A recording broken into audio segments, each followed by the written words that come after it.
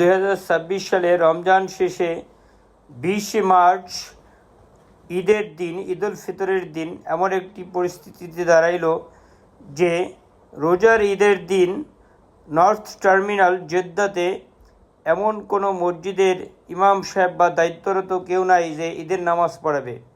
আলহামদুলিল্লাহ, বাংলাদেশের বেশ কয়েকজন যুবক যারা এয়ারপোর্টে কাজ করত, এই যে দেখেন শ্রমিক, তারা মোটামুটি এক হইয়া একজন এর ভিতরে আলেম ছিল যে দাঁড়ায় গেল ঈদের খুতবা পড়ার জন্য। এরই মধ্যে বেশ কয়েকজন বাধা দেওয়ার জন্য আসলো যে না, এই মসজিদ তো ঈদের নামাজ না, তোমরা কেন ঈদের নামাজ পড়বা। অতঃপর বেশ কয়েকজনে বুঝাইয়া শুনাইয়া চেষ্টা করলো যে দেখেন, আমরা যদি আজকে ঈদের নামাজ না পড়ি কোথায় যাব পড়তে।